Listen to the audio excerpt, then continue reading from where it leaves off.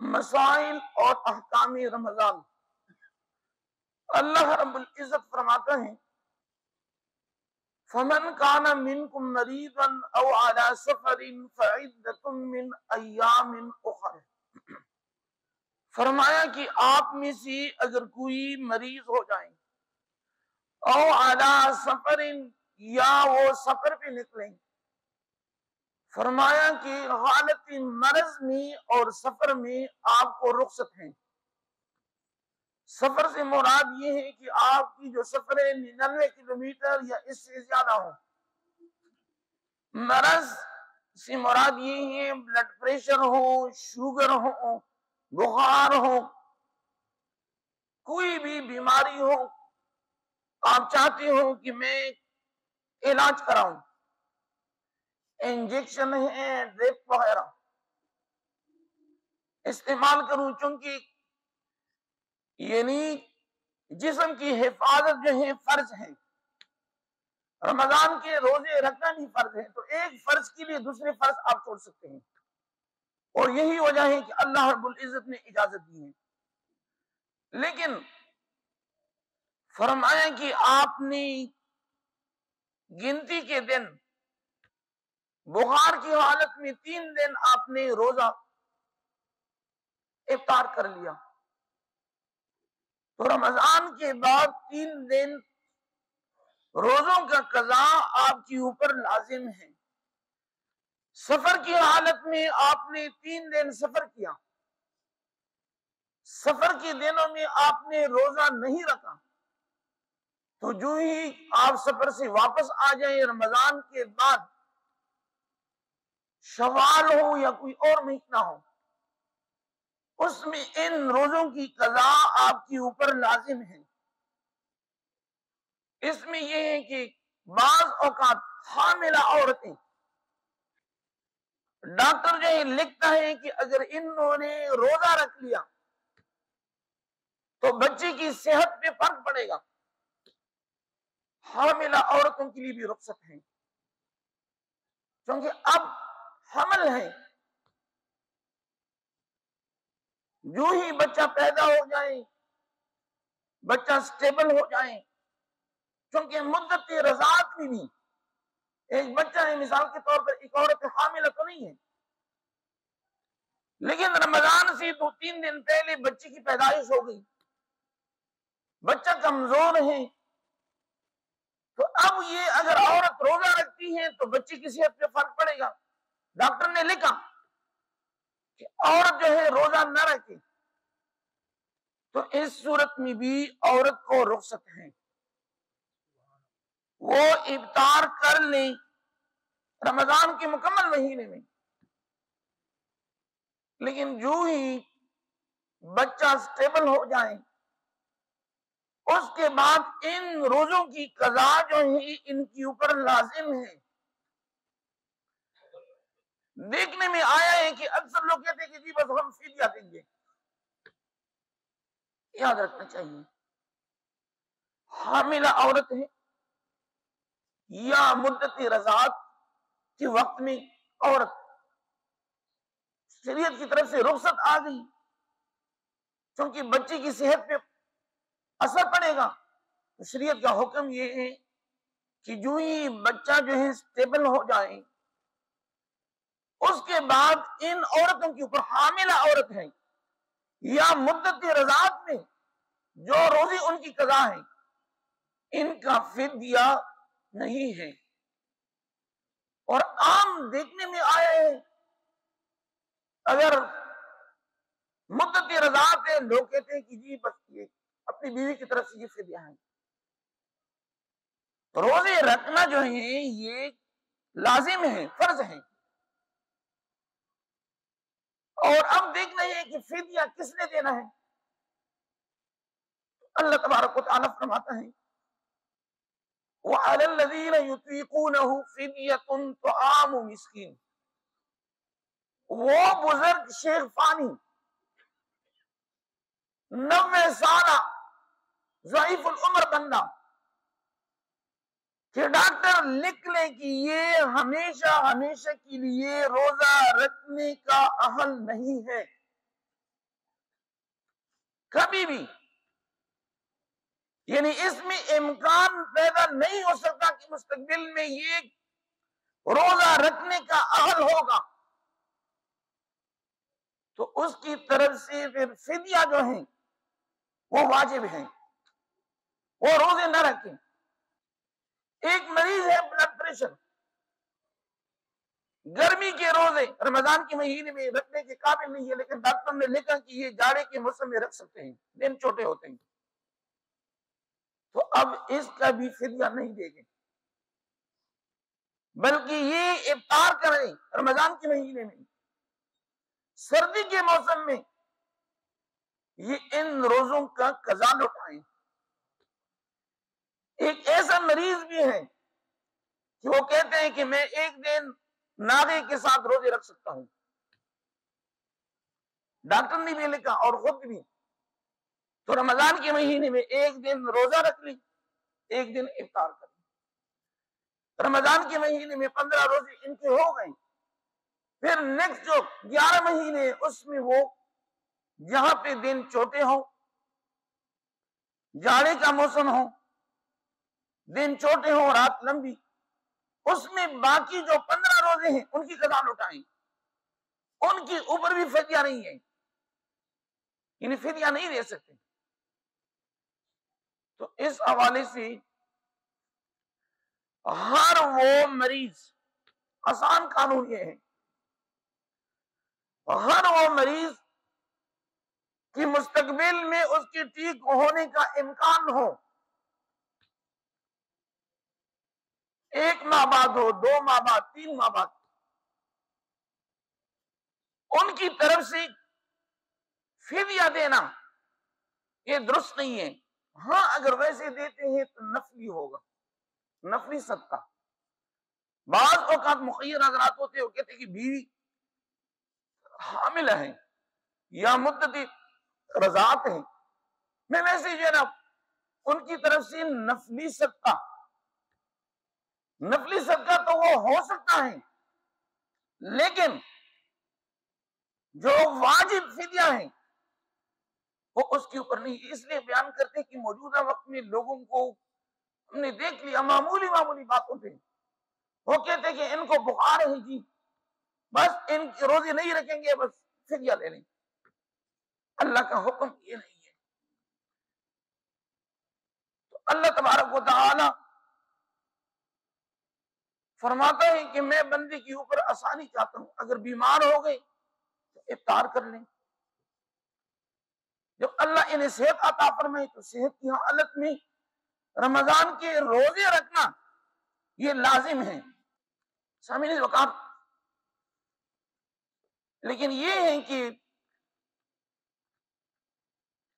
وہ کون سی صورتیں ہیں کہ جس میں قضا جو ہے لازم ہے؟ نمبر 1، سحری کو یہ گمان کیا کہ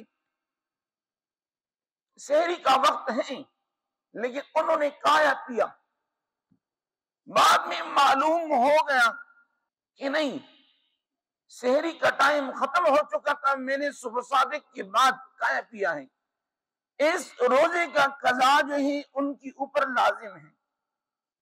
یہ ایک صورت ہے، اس میں کفارہ نہیں ہے۔ دوسری صورت یہ ہے کہ اذان فجر کے بعد، فجر کی اذان کے بعد ایک بندے نے کھایا پیا۔ حضور علیہ الصلوۃ والسلام کے زمانے میں 2 اذانیں ہوتی، ایک ہوتی تہجد کے لیے صلاۃ اللیل، عبداللہ ابن مکتوم رضی اللہ تعالی، ایک اذان ہوتی فجر کی نماز کے لیے، بلال حبشی رضی اللہ تعالی عنہ۔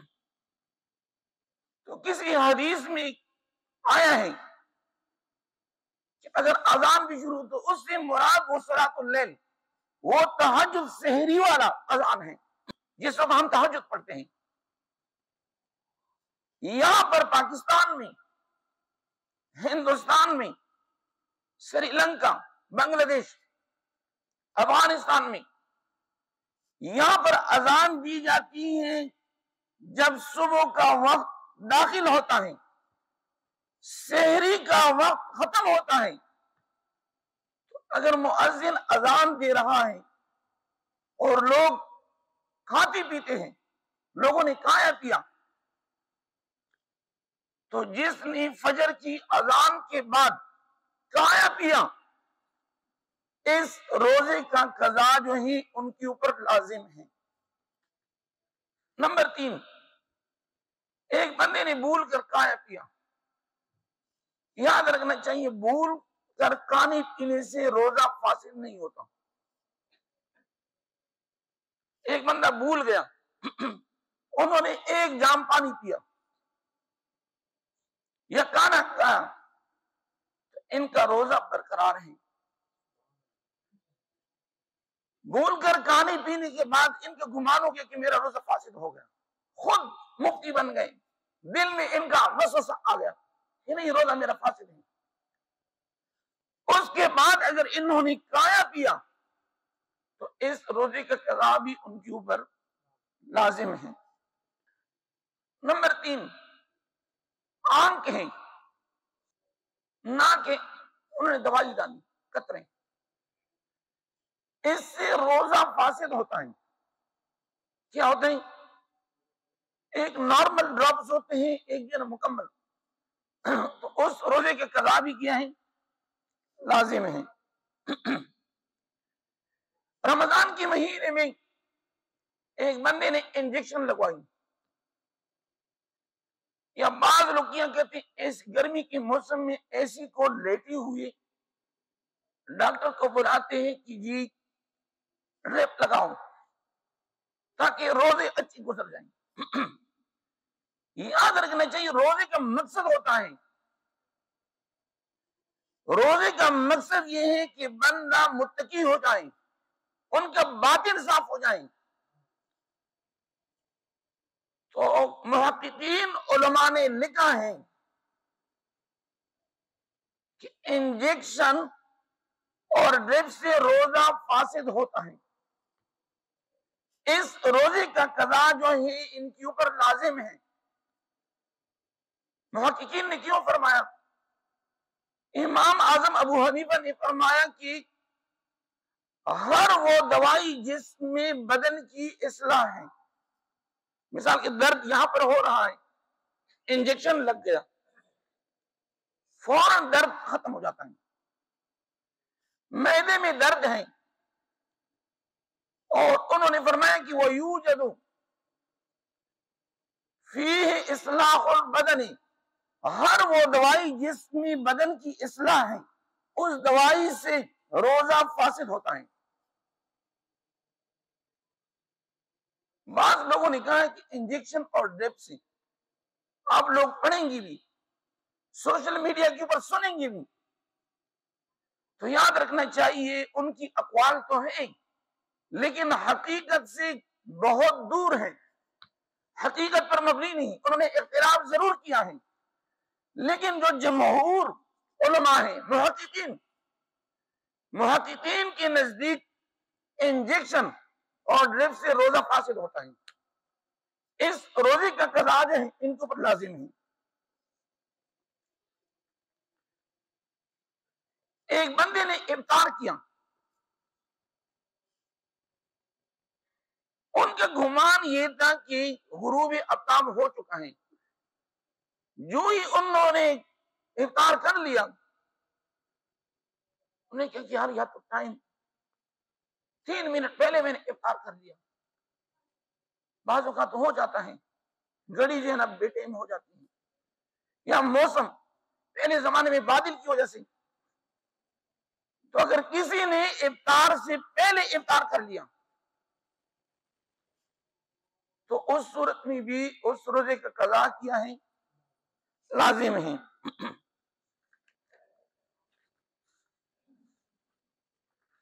ایک میت ہے، میت کے اوپر روزے یعنی ان کے اوپر فرض تھے، مثال کے طور پر رمضان کی مہینہ میں وہ فوت ہو گئے،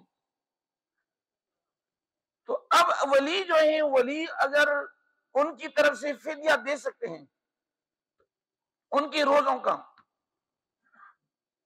ٹھیک ہے وہ ادا کریں۔ نماز نور الہدایہ نے لکھا ہے کہ نماز اور روزے کا فدیہ برابر ہیں۔ مثال کے طور ایک بندہ ہے، علیل ہے، ایسا علیل ہے کہ وہ نماز بھی نہیں پڑھ سکتے، روزے بھی نہیں رکھ سکتے، تو فوت ہو گئی۔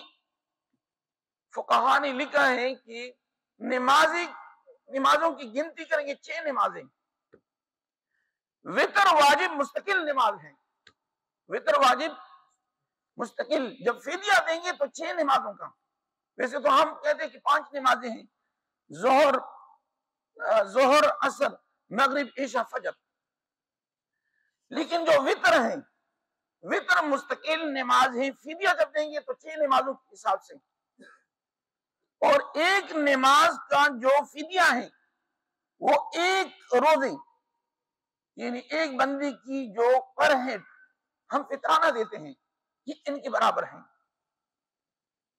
تو روزوں اور نمازوں کا فدیہ ایک ساتھ، اگر مالدار ہیں، اگر غریب ہیں ان کی اور سا ہیں اولیاء، تو پھر وہی اسقاط کا طریقہ رضا نے لکھا ہے۔ منسز، حیض اور نفاس کے دنوں ایک عورت ہے، انہوں نے روزہ رکھ لیا لیکن دوپہر کی وقت منسز آ گئی، ان کا روزہ جو ہے اس روزے کا قضا، اور منسز پیریڈ کے دوران شریعت کی طرف سے نماز معاف ہے، کیا ہے؟ نماز کی قضا نہیں ہے، لیکن روزوں کی قضا ان کے اوپر لازم ہے۔ نفاس وہ بلڈ ہوتا ہے کہ بچی کی ولادت کے بعد 40 دن تک آتا ہے، اگر ایک بچہ پیدا ہو گیا تو ان عورتوں کے اوپر بھی روزے نہیں ہے، لیکن ان روزوں کی قضا جو ہے ان کے اوپر کیا ہے؟ لازم ہے۔ حاملہ عورتیں اگر کمزور ہیں، بچے کی صحت پہ فرق پڑتا ہے، تو وہ بھی روزہ افطار کر لیں، اور مریض کی حالت تو میں نے پہلے بھی بیان کر دیا۔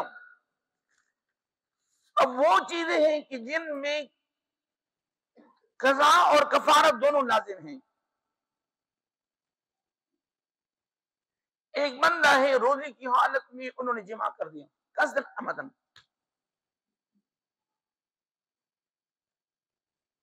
دونوں کے اوپر، میاں بیوی کے اوپر قضا بھی ہے اور کفارہ بھی ہے۔ ایک روزے کا کفارہ جو ہے 7 روزے ہیں، اور قضا جو ہے ایک، یعنی 61 روزے ان کے اوپر لازم ہوگی۔ ایک بندے نے کانا قصدن عمدن، روزے کی حالت میں پانی پیا یا کانا کھایا، تو اس کے اوپر قضا بھی ہے اور کفارہ بھی ہے، یعنی 61 روزے ہیں اس کے اوپر۔ علیحدہ مسئلہ ہے کہ یہ نہیں رکھتے، نہ رکھنا اور مسئلہ ہے، لیکن ان کے اوپر آ چکا ہے، قیامت کے دن اللہ تبارک و تعالیٰ نے پوچھنا ہے۔ اور یہی وجہ ہے نبی علیہ السلام نے فرمایا کہ رمضان کے روزوں کا اتنا اجر ہے کہ اگر کوئی بندہ قصدن عمدن ایک روزہ افطار کر لے، کیا کر لے، اور پھر یہی بندہ عمر بھر روزے رکھے، کیا کرے؟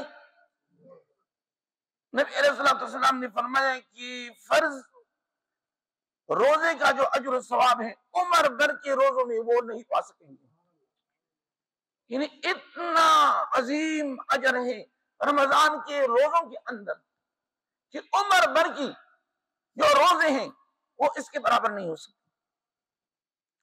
اور دیکھیے ایک بندہ ہے، انہوں نے منہ جو ہے نا بارش کی طرف کیا ہوا ہے، بارش کا پانی منہ میں داخل ہو کر اور نکل گیا، اس کے اوپر قضا بھی ہے اور کفارہ بھی ہے، قضا بھی ہے اور کفارہ بھی ہے۔ ایک بندہ ہے، ان کی منہ میں گندم کے دانے کے برابر دانتوں میں کوئی چنا ہے، وہ پنسا ہوا ہے. ایک تو خطا سے جاتا ہے، بلکہ انہوں نے قصدن عمدن اس کو نکل لیا. بعض اوقات جو ہے دانتوں میں چیزیں پنس جاتی ہیں، اس لیے شریعت نے کہا ہے کہ کھانا کھانے کے بعد مستحب یہ ہے کہ کلی کر لیں، چونکہ یہ نماز ہے، یہ اللہ سے ڈائریکٹ مناجات اور ملاقات ہے. نماز پنجگانا، اس لیے نبی علیہ الصلوۃ والسلام نے فرمایا کہ صلوات الخمس ورمضان الى رمضان مکفرات ما بینہم. نبی علیہ الصلوۃ والسلام نے فرمایا کہ ایک نماز سے لے کر دوسری نماز تک یہ درمیان میں تمام گناہوں کا کفارہ ہے. جب بندہ ظہر کی نماز ادا کرتا ہے، نبی علیہ الصلوۃ والسلام نے فرمایا کہ فجر سے لے کر ظہر تک جتنے گناہ بھی کیے ہیں اللہ تمام کی تمام کو معاف کر دیتا ہے. جب عصر کی نماز ادا کرتے ہیں اور فرمایا کہ اب رمضان کا مہینہ کیوں آتا ہے، رمضان کا فرمایا کہ ورمضان الی رمضان، فرمایا کہ رمضان کو اللہ نے اس لیے منتخب فرمایا ہے کہ 11 مہینوں کی گناہوں کا کفارہ ہے. یہ رمضان کا مہینہ، یعنی بندے مومن 11 مہینے جو گناہ کرتے ہیں، گناہوں کا مرتکب ہوتا ہے، فرمایا کہ رمضان کی برکت سے ہی 11 مہینوں کے گناہ اللہ معاف فرماتا ہے. تو گندم کے دانے کے برابر ایک چیز انہوں نے قصدن عمدن، تو اس کے اوپر قضا بھی ہے اور کفارہ بھی ہے.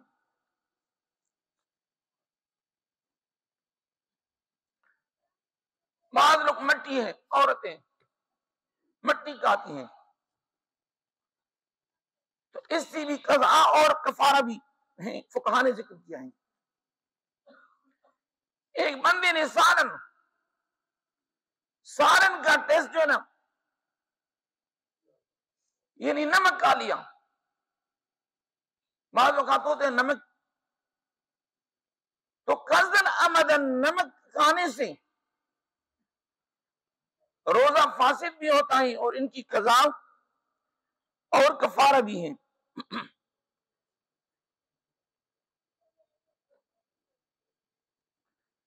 تو یہ چند صورت ہی تھی کہ اس میں قضا بھی ہے اور کیا ہے، کفارہ ہے. دوسری جو ہے نا، رمضان کے مہینے میں یعنی تمام عملوں کا سردار وہ کون سا عمل ہے؟ اس کو کہتے ہیں تاج العمل. اس میں قرآن عظیم الشان کی تلاوت. الذین آتیناہم الکتاب یتلونہ حق تلاوتہ ربنا وابعث فیہم رسولا منہم یتلو علیہم آیاتہ. تاج العمل قرآن عظیم الشان کی تلاوت ہے. نمبر 2 قرآن عظیم الشان کی سماعت ہے، قرآن کو سننا نماز تراویح میں. نمبر 3 قرآن عظیم الشان کو سمجھنا، سمجھنے کی کوشش کرنا. نمبر 4 قرآن عظیم الشان کی درس و تدریس کرنا. قرآن عظیم الشان کی درس و تدریس یہ بہترین عمل ہے.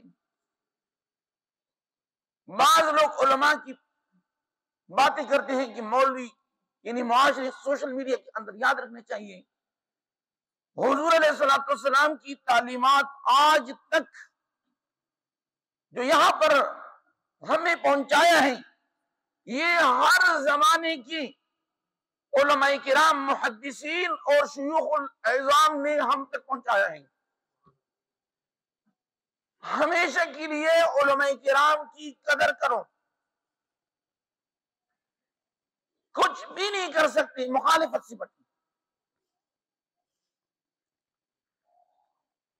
تو رمضان کے مہینے میں جو سب سے بہترین اور یہی وجہ ہے، ان عبداللہ بن عمرو بن العاص قال قال رسول اللہ صلی اللہ علیہ وآلہ وسلم الصیام والقرآن یشفعان للعبد فیقول القرآن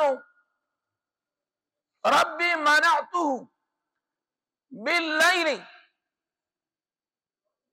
من النوم، قرآن عرض کریں کہ الہی رات کو میں نے ان کو نیند سے روکا رکھا۔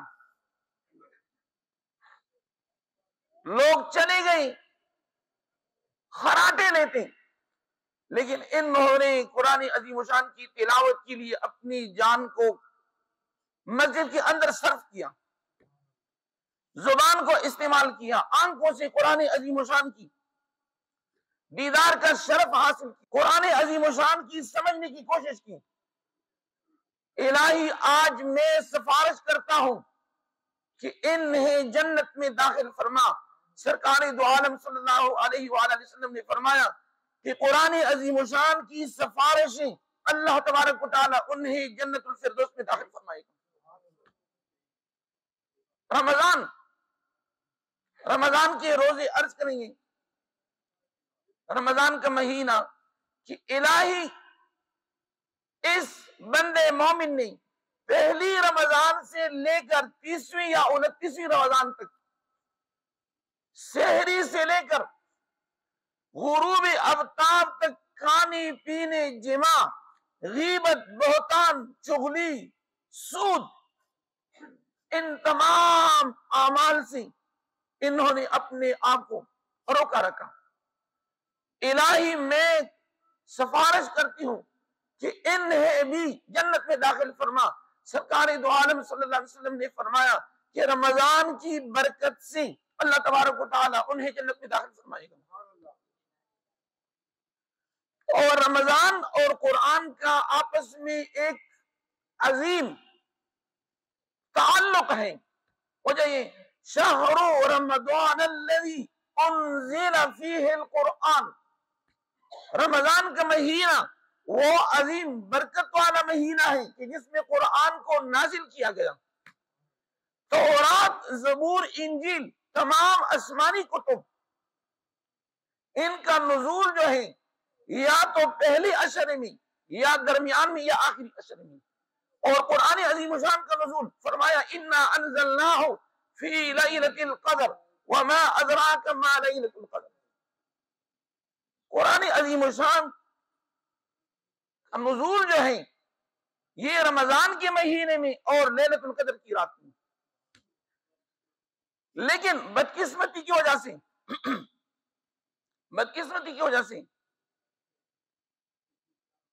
امت مسلمہ پہلے جو 10 رمضان ہے، 10 روزے ہیں، اس میں بہت چاقو چوبند رہتے ہیں، نماز تراویح میں روزے کی اہتمام ہے، دوسرے عشرے میں وہ ڈھیلے پڑ جاتے ہیں۔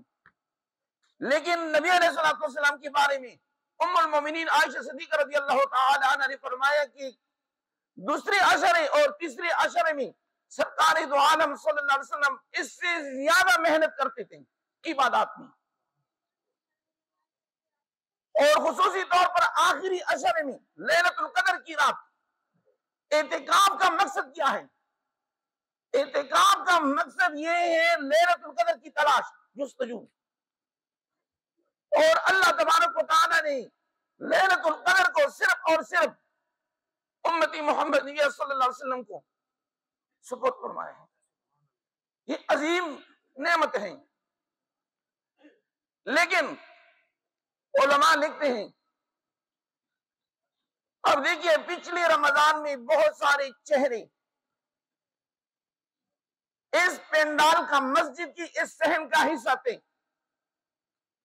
آج وہ چہرے اپنی قبروں کے اندر ثواب کی انتظار میں ہیں، اور یہ کوئی خبر نہیں ہے، ہو سکتا ہے کہ یہی رمضان ہماری زندگی کی آخری رمضان ہو سکتا ہے کہ یہی تراویح جو آج ہم پڑھ رہے ہیں ہماری زندگی کی آخری تراویح ہو. یہ جو سحریہ اور افطاری ہم کر رہے ہیں، ہو سکتا ہے کہ ہماری زندگی کی آخری سحری اور افطاری ہو، اور یہ رمضان کا مہینہ بھی ہماری زندگی کی آخری رمضان کا مہینہ ہو. کیا خبر؟ کیونکہ پچھلے رمضان میں بہت سارے لوگ ہماری صفوں کا حصہ تھے، آج وہ نہیں ہے دنیا میں. تو لہذا اللہ تبارک و تعالی ہم سب کو قرآن اور احادیث کی فہم عطا فرمائیں.